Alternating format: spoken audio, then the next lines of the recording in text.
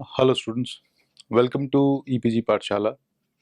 I am Dr. Harpreet Singh from the Department of Business Management, Guru Nanak Dev University's regional campus at Gurdaspur.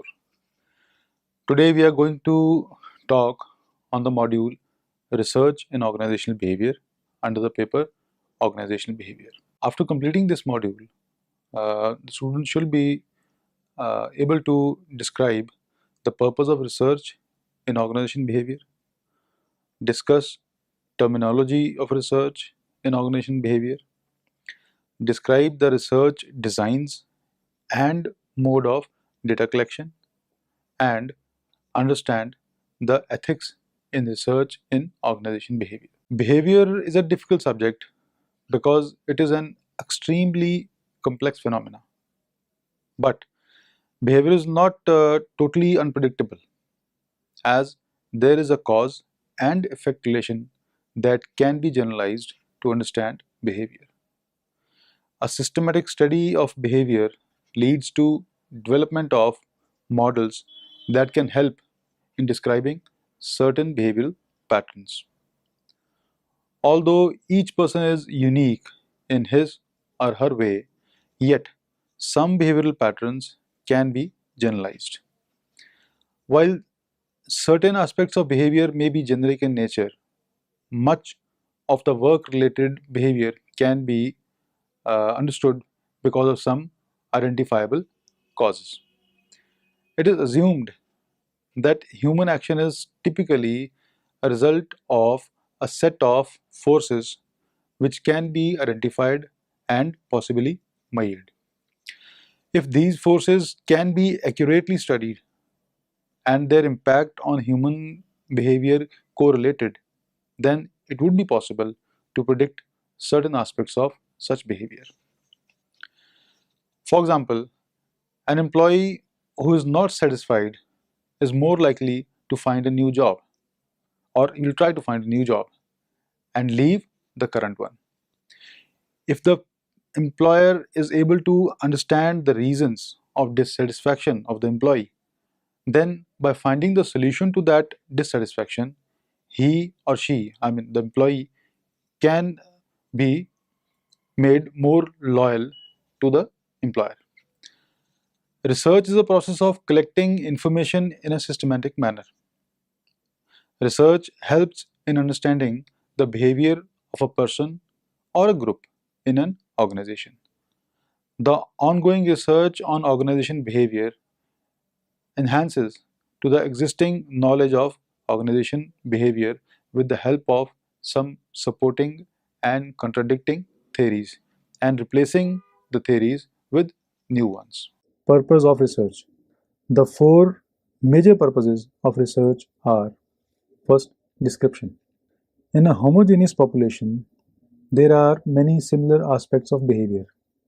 These characteristics are qualified into different groups so that each aspect of behavior can be studied more thoroughly. Second, explanation. When behavior is clearly described, then the reasons for occurrence of certain type of behavior can be determined. For example, financial constraints to meet the demand lead to depression and tension. Third, prediction. When the cause and effect relationship with regards to certain behavioral pattern is drawn, then it is possible to predict the behavior. Some behavioral patterns are predictable on the basis of similar past situations. For example, morale of an individual will be high by knowing that somebody praised his or her contribution and achievement. Fourth, control. The ultimate conclusion of any research is the ability to control and manipulate the outcome of the events. Research terminology. In the field of research, various terms are frequently used by the researchers. Some of the common terms used in research are as follows. Firstly, variable. A variable is a characteristic that can be measured, and in organization behavior, it includes personality, job satisfaction, job stress, productivity of the employees, turnover rate, etc. These variables can change according to the environmental conditions and time. Dependent variables. A dependent variable is affected by the change in one of the independent variables. The researchers are interested in the study of dependent variables with a change in independent variables. Dependent variables in organization behavior are productivity, absenteeism, turnover, job satisfaction, etc. Now, independent variables. An independent variable is free from the effect of any other variable. Independent variables are studied to identify their impact on the dependent variables. Independent variables in organization behavior are intelligence, motivation, experience, personality, leadership styles, selection methods, bonus, incentives, etc. Then moderating variable. A moderating variable helps in controlling the effect of the independent variable on the dependent variable. For example, productivity is a dependent variable and work supervision is taken as an independent variable. When the level of work supervision is increased, then productivity also gets enhanced. But it can be controlled by the complexity of the job under consideration. Hypothesis. These are the assumptions related to the relationship between two or more variables. Two types of hypotheses are there: null and alternative. Hypothesis is proven on a collected data with the help of applying some statistical techniques and tests. Then causality. It is an assumption which tries to exhibit the cause and effect relationship. It assumes that variation in the independent variable leads to variation in the dependent variable. For example, high productivity leads to more satisfaction amongst the employees. Then we have correlation coefficient. The correlation coefficient helps in determining the magnitude and direction of covariance between two or more variables. The variables have a perfect positive correlation when the value of correlation coefficient is plus 1, and variables are having a perfect negative correlation when the value of correlation coefficient is minus 1. The purpose of correlation coefficient is to find out the strength of association between the variables. It has nothing to do with causality. Then we have another term called theory. Theory depicts a set of systematically interrelated concepts that help in explaining and predicting a phenomena. The reference of models and theories are often taken by the researchers in organization behavior. There are a lot of theories in organization behavior. For example, theories for motivation, theories for leadership styles, so on and so forth. In organization behavior, a common phenomena is explained by a number of theories because organization behavior is an active discipline and is still growing and evolving. Research design. When the result of research is less generalizable, then it becomes more specific. The result is less realistic when researcher tries to control the extraneous variables.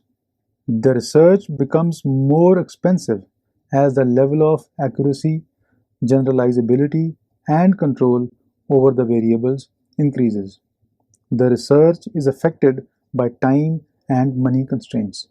So, good research design is not a perfect design but is mostly focused towards the objective of research. Following are the research designs along with their weaknesses and strengths. Case study. Case studies are based on real life situations. A case study is a description about an individual, a group, or an organization. Observations, interviews, records, documents are the main source of information for a case study. Advantages. It is helpful in initiating an exploratory research. It is helpful in evaluating real life situations. Disadvantages. It is affected by perceptual biasness of the reader of the case study. So, the interpretation of a case study varies from person to person. The beliefs of the writer also affect the content of a case study. It is difficult to generalize the result of a case study to another research. It is not possible to test a hypothesis from the data available from a case study. Field survey. In field survey, responses are collected from the respondents with the help of questionnaire or interviewed to collect specific information by the researchers related to the research problem. The responses given by the respondents are recorded, analyzed, and interpreted by the researchers. Most common method used for collecting data in field survey is the questionnaire method. It can easily record attitude and perception of the respondents. Advantages. Field survey is an economical method of research. It is easy to prepare data for analysis. Only a sample is studied by the researcher instead of whole population. It is an efficient method to know the opinion related to an issue of interest. Disadvantages. Mailed questionnaires have a low rate response of around 10%, and result drawn from such questionnaires is not reliable. Questionnaires is not efficient in measuring the behavior of the respondents. It is hard to collect in-depth information from field survey. Field survey is having less generalizability. Laboratory experiment. Laboratory experiment is conducted in an artificial environment. In this, a researcher can control the extraneous variables and manage the effect of independent variables of interest. The researcher is able to show the cause and effect relationship between the dependent and the independent variables because all the other factors are controlled in a laboratory experiment. Now, the advantages of a laboratory experiment. The level of control over the extraneous variables is high. Variables are measured with high degree of precision. And the disadvantages of this, it is difficult to generalize the findings of laboratory experiment in the real life situations, and the result of research is not valid in all the circumstances. Field experiment. Field experiment is very much similar to the laboratory experiment except for the fact that field experiment is performed in the real organization.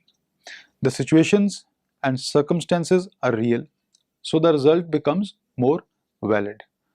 The level of control over the extraneous variables gets reduced. Advantages are like results and findings of field experiments are more valid, and the results of field experiment are having more generalization than laboratory experiment.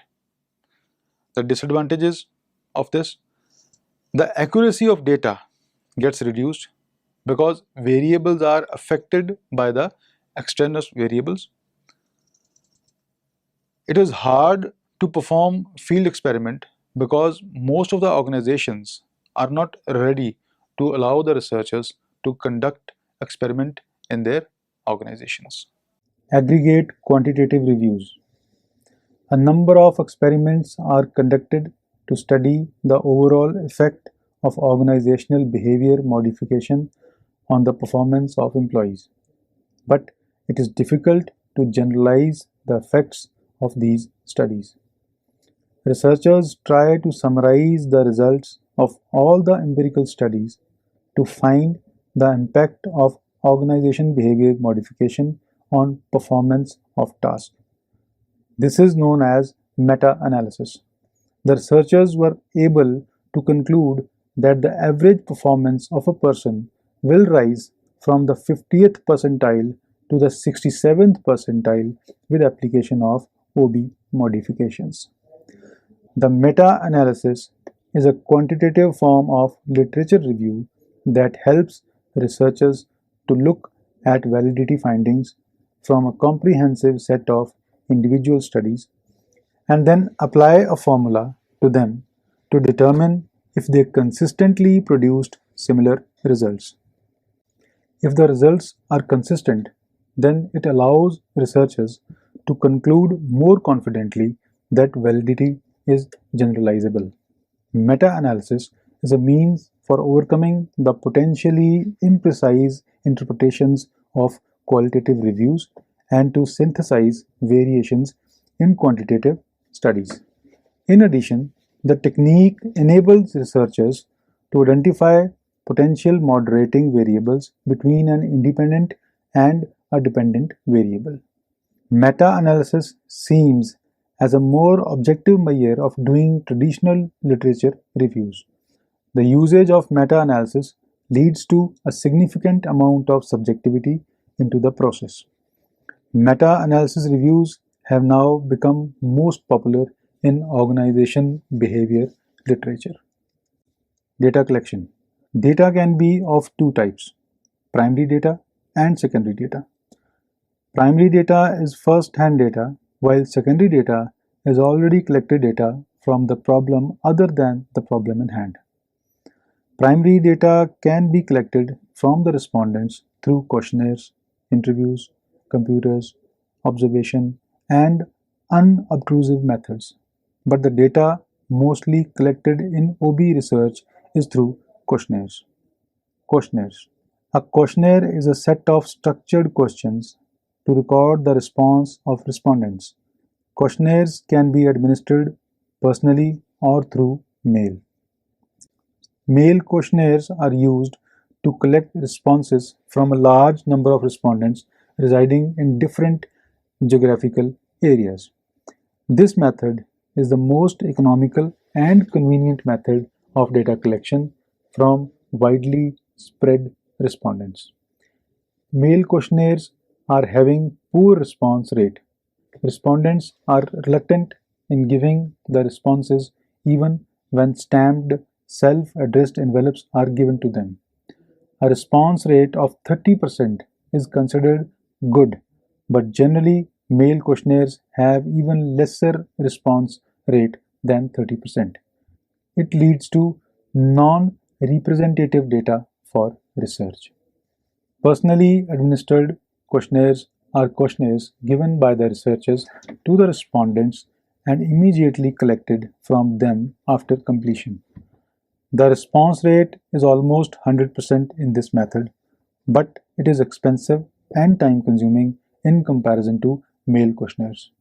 This method is used for data collection only when the purpose of study is of importance to the organization.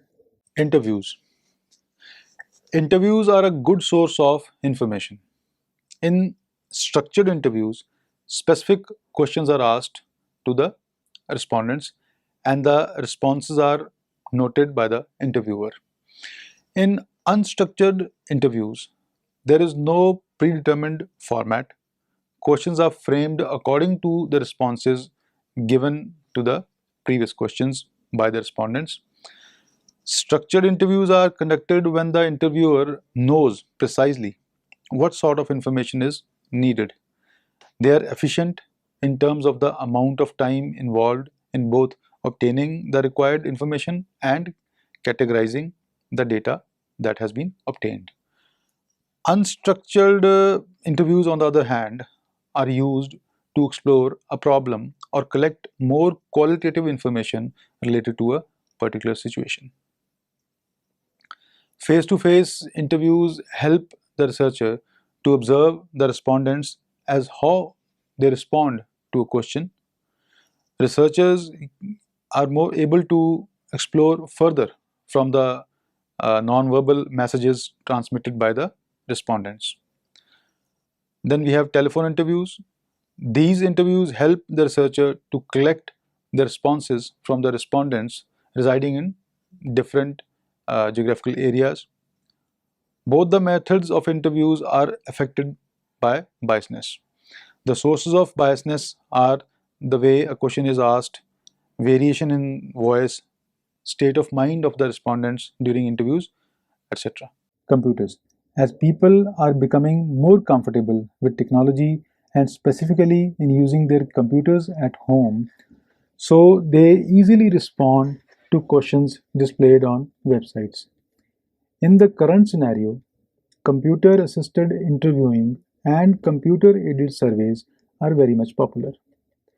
The methods of data collection like interview and questionnaire are greatly supported by computers.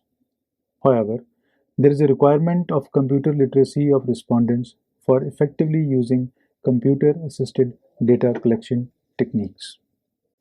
Observational surveys. In observational surveys, data are collected without asking questions to the respondents. Researchers observe how respondents are behaving in a specific setting. The data are collected by either non-participant observers or participant observers. Observational survey can be of two types, structured and unstructured. If the researcher specifies the factors that are to be observed, then the observational survey is structured. For example, if the researcher wants to know the number of times instructions are given by the manager, while in an unstructured observational survey, the researcher wants to know the various activities performed by the manager during the day at the workplace. Observational studies help in reducing respondent bias as data is not collected from the respondents directly. Unobtrusive methods. Unobtrusive methods lead to collection of a valid and reliable data and minimize the biasness because the source of information is tangible things instead of people. For instance, if the wear and tear on the library books can be used to determine the usage of books, then the source of information is more reliable than surveys of uses of the library. A good idea of the beverage consumption can be drawn from the number of empty cans or bottles in the recycle bins outside houses or garbage collection centers.